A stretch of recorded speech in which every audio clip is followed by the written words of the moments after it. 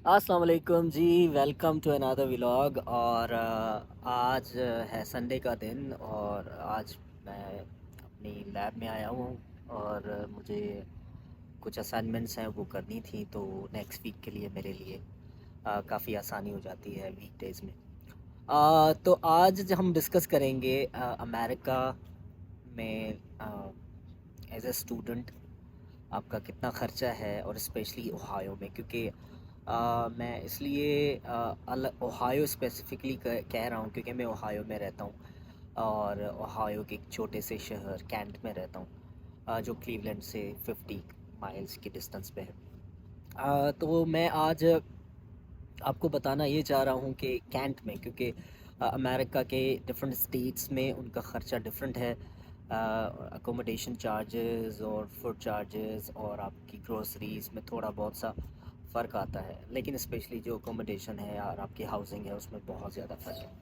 तो सीन ये है कि आप अगर आप कैंट में आते हैं और कैंट स्टेट यूनिवर्सिटी में पढ़ना चाहते हैं या ओहायो में रहना चाहते हैं, तो सीन ये है कि आप मेरा यहाँ पे जैसे ख़र्चा है, I I live in two two B K apartment, two bedroom apartment. यहाँ पे मैं रहता हूँ 2 बेडरूम अपार्टमेंट, जिसमें एक कॉमन वॉशरूम है और एक किचन है और थोड़ा सा स्पेस ड्राइंग रूम के लिए या डाइनिंग के लिए है। तो 2 बेड और किचन एंड 1 वॉशरूम अपार्टमेंट जो है, उसका जो रेंट है यहाँ पे वो है तकरीबन, which is very near to the campus, तो उसका रेंट है यहाँ पे $1500 पर मंथ। वो तकरीबन बनते हैं पाकिस्तानी, तकरीबन तकरीबन लगा लें अगर 220 का डॉलर भी चल रहा है पाकिस्तान में, तो ये तकरीबन बनते हैं आपके तकरीबन तकरीबन 3.5 लाख के करीब। तो थैंक गॉड कि मुझे एक दो दोस्त मिल गए जो हम एक्चुअली शेयर कर रहे हैं अपार्टमेंट को, तो मेरा रेंट तकरीबन 1 लाख के करीब हो जाता है। तो हम 4 बंदे हैं जो शेयर कर रहे हैं अभी।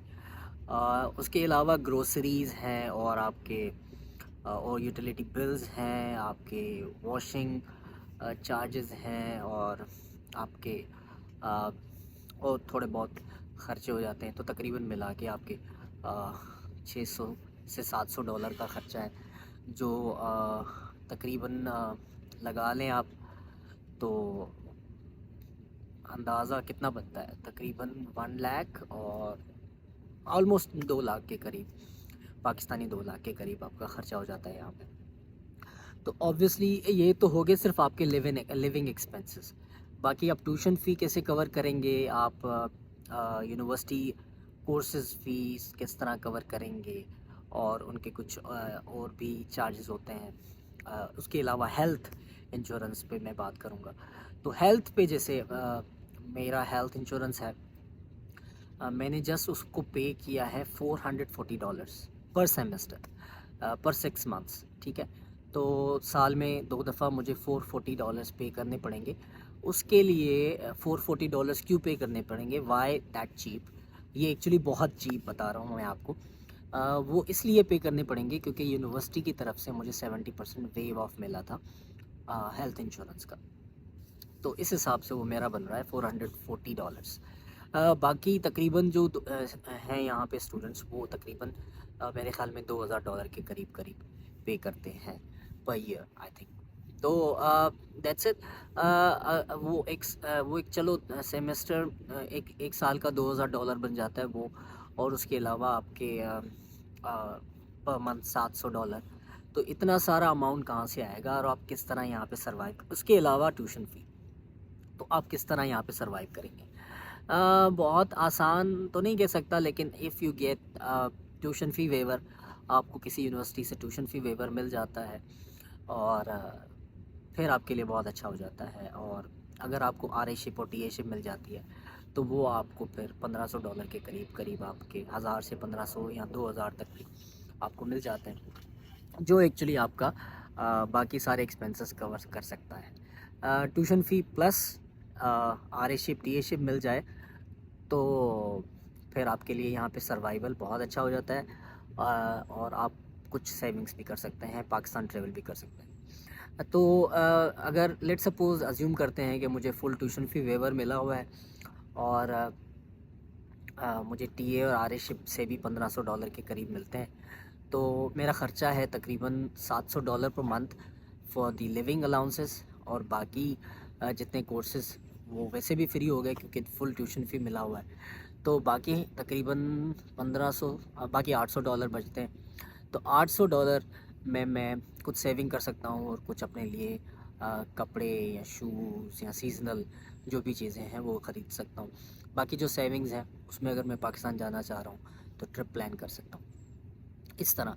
अच्छा, इसमें एक और बात है कि अमेरिका से पाकिस्तान आना इज़ लाइक वेरी डिफ़िकल्ट, क्योंकि कोई भी डायरेक्ट फ़्लाइट नहीं आती है और प्राइसेस बहुत हाई होते हैं। जैसे अगर आप यहाँ से किसी भी अच्छी एयरलाइन में आ जाएं, कतर में आ जाएं, टर्किश एयरलाइन में आ जाएं, तो आप कभी भी पाकिस्तान डायरेक्ट नहीं पहुँच सकते। आपको ले ओवर लेना पड़ता है, आपको कनेक्टिंग फ़्लाइट्स के थ्रू जाना पड़ता है। जैसे अभी रिसेंटली मैं प्लान कर रहा हूँ एक्चुअली, तो उसमें मुझे फ़्लाइट्स जो मिल रही हैं वो यहाँ से क्लीवलैंड से कतर, और क्लीवलैंड से न्यूयॉर्क, एंड देन न्यूयॉर्क से दोहा कतर, एंड कतर से फिर दुबई, दुबई से फिर कराची। एक ऑप्शन तो ये है। दूसरा ऑप्शन है यहाँ से क्लीवलैंड से न्यूयॉर्क, न्यूयॉर्क से इस्तांबुल, इस्तांबुल से कराची, और इसके दौरान आपको 30 घंटे से ज़्यादा टाइम लग जाता है।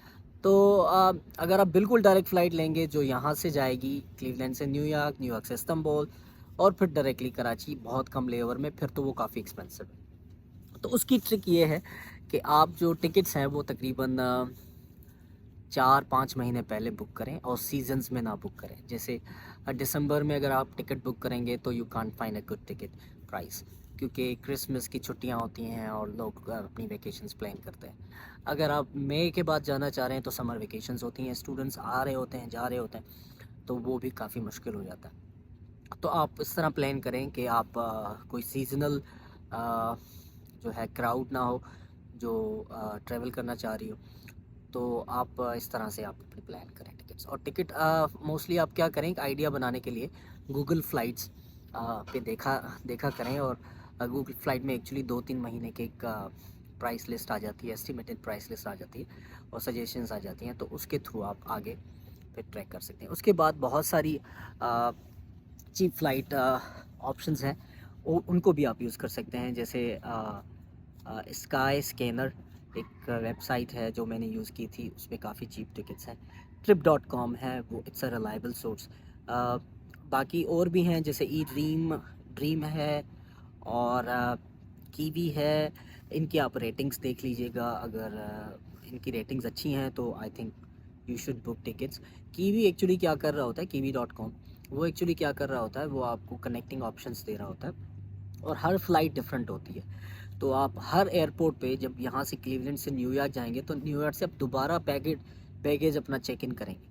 फिर न्यूयॉर्क से जब आप इस्तांबुल पहुँचेंगे तो फिर आपको दोबारा अपना बैगेज चेक इन करना पड़ेगा और आपको बोर्डिंग पास अलग से मिलेगा। मतलब वो फ़्लाइट्स को कनेक्ट करके आपको दे देता है, एक चीप ऑप्शन बना के दे देता है। तो ये एक ऑप्शंस हैं, लेकिन उसमें फिर बहुत ज़्यादा टाइम लगता है और लेओवर का ख्याल करना होता है, क्योंकि मैंने अक्सर देखा है कि लोगों की फ़्लाइट्स निकल जाती हैं, छूट जाती हैं, क्योंकि वो लेओवर बहुत कम होता है। जैसे न्यूयॉर्क में अगर आपको 1.5 घंटा मिलता है, आप पाकिस्तान से आ रहे हैं, न्यूयॉर्क में आपने लैंड किया और आपके 1.5 घंटे के बाद दूसरी कनेक्टिंग फ़्लाइट है, तो आई सजेस्ट यू कि आप इतनी ऐसी फ़्लाइट को बुक ही ना करें, क्योंकि आपकी नेक्स्ट फ़्लाइट निकल जाएगी। इमिग्रेशन में बहुत बड़ी लाइन लगी होती है और it will be very complicated for you, आपको भागना पड़ जाता है कभी कभी, तो there is a high risk कि आपकी फ़्लाइट निकल जाए। तो अभी तक तो यही चल रहा है। मैं यहाँ पे थैंक गॉड स्पॉन्सर्ड हूँ और मेरा ट्यूशन फ़ी पूरा कवर हो रहा है। I need to pay only the rent of the house and the grocery bills, और कुछ शॉपिंग के पैसे मुझे देने हैं, बाकी rest of the things are all covered अल्हम्दुलिल्लाह। तो अगर आप प्लान कर रहे हैं यूएस आने का एज ए स्टूडेंट, तो आप प्लान करें और कोशिश ये करें कि आपको ट्यूशन फ़ी वेवर मिल जाए तो बहुत अच्छा है। अदरवाइज़ डरना नहीं है, ठीक है, घबराना बिल्कुल नहीं है। आप यहाँ पे पार्ट टाइम जॉब कर सकते हैं, 20 hours are allowed on campus. आप कलनरी की जॉब्स कर सकते हैं, कैंटीन में आपका खाना फ्री हो जाएगा। आप कोई डेस्क जॉब कर सकते हैं, ऑफिस असिस्टेंट जॉब कर सकते हैं, लाइब्रेरी में जॉब कर सकते हैं, जहाँ पे आप अपना काम भी कर सकते हैं और उनका भी काम कर सकते हैं। तो there are multiple options. Life here is very beautiful. आप और दूसरी बात, यहाँ पे काम करना पड़ेगा सुबह 9 बजे से रात के 9-10 बजे तक। आपको पार्ट टाइम भी करना है, आपको क्लासेस भी लेनी है, आपको असाइनमेंट्स भी करनी है, आपको प्रोजेक्ट्स भी करने हैं, आपको यूनिवर्सिटी की डिफरेंट एक्टिविटीज़ में पार्टिसिपेट भी करना है, वॉलंटियर भी करना है। तो life is very busy here, ठीक है। तो अपना ख्याल रखिएगा और do watch study and travel, please subscribe. बहुत कंजूसी कर रहे हैं लोग, और this information is actually for you, this thing is for you. मैं व्लॉग्स, मेरा कोई, I am not a professional vlogger, लेकिन I make these videos for you people, लेकिन I hope it will help you. अपना ख्याल रखिएगा, keep watching study and travel.